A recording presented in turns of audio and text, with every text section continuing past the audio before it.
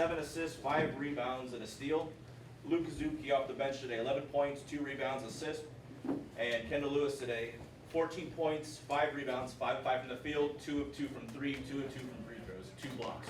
A lot of twos for number 22. So, we'll take questions from the group. Kendall, maybe your best offensive game this year. Are you starting to settle in a little bit on that end? Yeah, just finding my open shots, taking my time, slowing down. It's the slower I go, the more shots I get, the better shots I take. And teammates find me, and so when they find me, I do what I do. Dalton, there was a play late in the game where you got the ball out front and had a good look at a three. You decided to pass to Luke, who ended up hitting it. What was going through your mind at that point? You thought it was good to move it along? Yeah, no, we, as a team, we always talk about getting, the great shot, not just the good one, the great one. And I saw the big closing out. I knew I could, get a step on him, draw Luke's man, and make that play. And as a PG, that's what I want. I get, more joy in seeing my teammates succeed and having that fun than doing the scoring myself. So I've got a lot of trust in all these guys, and as soon as I passed it, I knew that thing was going in. So yeah.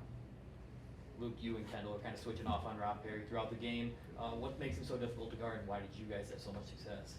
I mean, he's a great player. He's a veteran. He's very experienced in this league, so he's seen it all, and he's a lot of confidence shooting the ball, scoring the ball. I would say that's a big trait of his that makes him so good. Just so much confidence. I think Kendall did a great job on him. He set the tone early.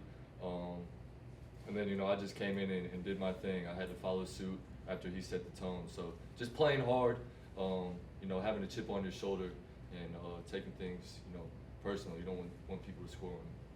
What does it do for your team to be 2-0 heading into the rest of non-conference play? Yeah, I think it's great. I think the biggest thing for us is we want to continue to learn from winning. We're trying to, turn this thing around and establish a culture that's elite.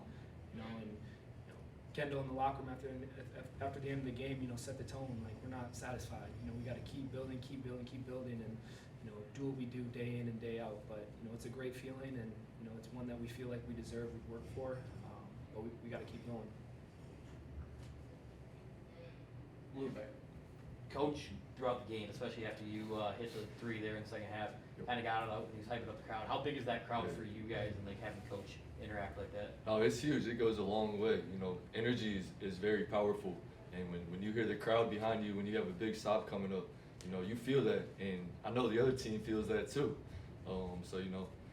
It's huge, and we want to create a buzz, create some excitement here, where we have that every game. So that's what we're working for, and that's why we're going to keep grinding and keep trying to stack wins. Yeah, shout out to Big Red Marching Machine, all the fans, the student section, everybody. Shout out everybody. They always bring the energy that we need. Kendall, how would you describe the significance of winning the first 2 conference games? Oh, they're big, but like Dalton said, the more we win, the more paranoid we got to get. We know it's going to create a target on our back, and we're going to have to prove that these aren't flukes, because I know the talk out there. Illinois State hasn't done much in a long time, and this is the year that we're gonna do something, and we can't just say that. We said that before. We gonna do it, and this 2-0 start is everything we need. Just good confidence boost, get us going. Anybody else? All right, thank you, gentlemen. Thank you. Thanks, guys. Coach, a 4-point gritty win today over Murray State. Can we get your thoughts on the game? We'll take questions from the group. Yeah, I thought really hard fought Missouri Valley Conference type of game this afternoon. A lot of ebbs and flows, and I think this time of year I look for our growth and our improvement as much as anything. Try to keep perspective. These are more meaningful games because they're conference games, so you want to win those. But I'm really trying to keep a big picture perspective. Sometimes it's easier said than done in terms of where we need to grow and are we getting better. And some of the areas today that we were very good in were areas that held us back a couple of weeks ago.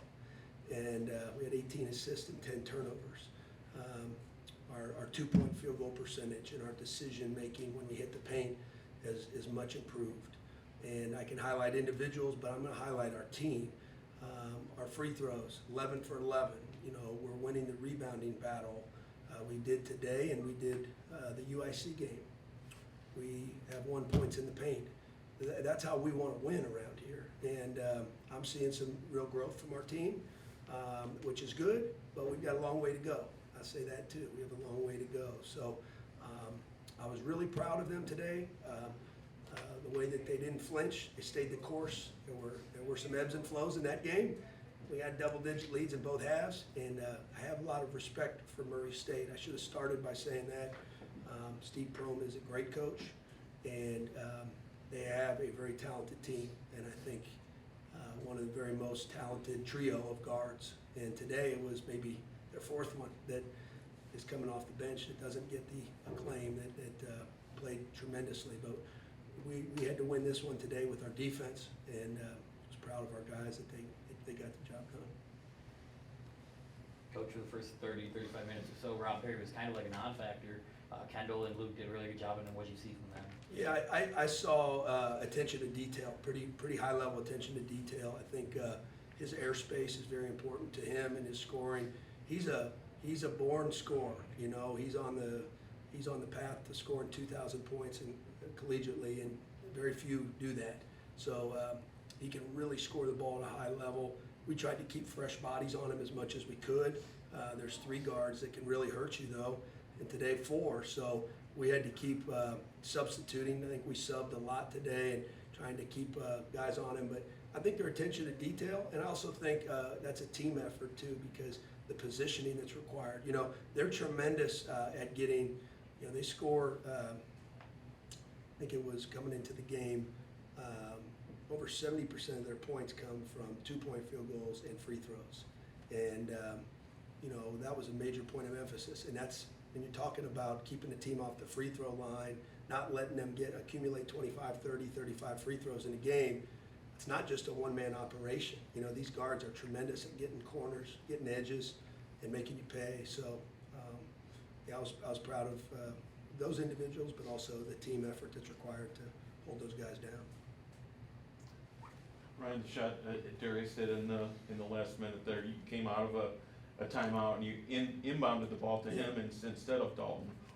Was that pretty much what was called in the huddle, what you wanted to happen? Yeah, you know, I acknowledge Darius to the team because we were in the same situation last year for those that were at the game, and we brought a ball screener close to him, late game, last possession, and slipped, and they switched. And it sort of slowed our Darius's progress in getting to the rim. And I know Darius wanted that one back. And we went right back to him today and put him in space. You know, he's a tremendous isolation player. When he has space, I think he's high level. And what he did today was got to his spot. He had poise. They turned him. They stopped his initial progress. He turned. He got to his spot, and he got to a shot that he's very comfortable with force. He didn't fade, he didn't lean. It wasn't out of weakness or off balance. So I was really proud of him. That's growth for him. And his 2-point field goals were today 6, 4, 7. And when he's doing that, he's a whole different player. And he's been very efficient in the last 2 games, and I'm glad he's on our team. Talk about points in the paint, whether it's stuff like Darius is doing, or guys with their back to the basket. What is that doing for your team right now?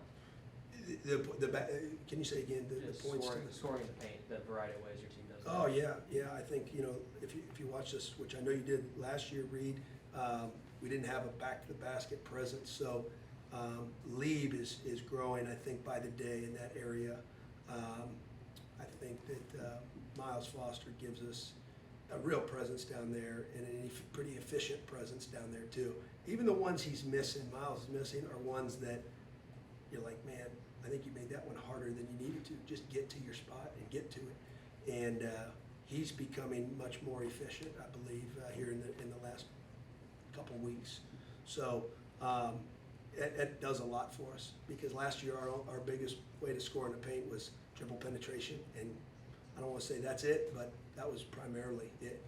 So having a back to the basket presence, and Lee's gonna continue to grow in that area too. Ryan, Jordan Davis hasn't played in the last couple games. What is his status? Oh, Jordan is, he's fine, those are coaches' decisions, and, I have faith in Jordan. I think, we're gonna need everybody on our team, on our roster. I've been very transparent with him, I believe in him, I think he's gotta play better. He's been very accountable, he's a mature young man, applaud the way he's responded. I don't want him to be happy that he's not playing. I don't expect him to be happy. I don't expect anybody associated with Jordan Davis to be happy, but sometimes, there's an adjustment period, and this is not a program where coaches get down on players. This is not a program where guys get buried and you never hear from them again. I think in the last few games, part of this was finding a rhythm and consistency with our rotation. But I have real confidence in him and how he can help our team win, and I expect him to be a part of that. Yeah, and then players determine their minutes, from there. So it's not I love the guys in my locker room, and they're all there for a reason. So I think players determine minutes, and I sure hope he's gonna be a real part of that. See the development Ty Pence is showing early on. What can he do to kind of continue that, and what's your message to him right now? I met with Ty yesterday. I don't want, I think Ty, is going through a process here that a lot of freshmen go through. And I have great confidence and faith in him. And someone said to me a week ago, it seems like the game is a little fast for him right now. And I never felt that way in the summer. I never felt that way in the fall. And I think it's in life, in any sport, when you're thinking too much or you want to do well too bad, sometimes that can be a detriment to you. It can slow you down, paralysis by analysis. And he's going to be just fine. I talked to him yesterday, and I brought him in and said, I love that you are such a pleaser. You want to do well, you want to do the right thing, you're all about the team. And I said, sometimes that can be to your detriment because you try too hard to do the right thing and you just need to play.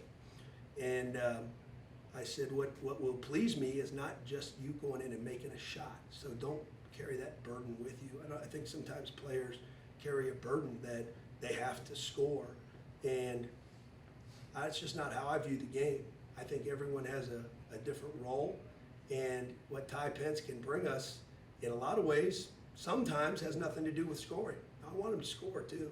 He scored over 2,000 points in high school. I haven't coached many guys that have scored 2,000 points. He'll find it. My suggestion to him was, how can you impact the game not associated with shooting or scoring? And today he had a passing lane steal that he got, and he finished one at the rim, right? Like any great scorer, you're looking for the next shot.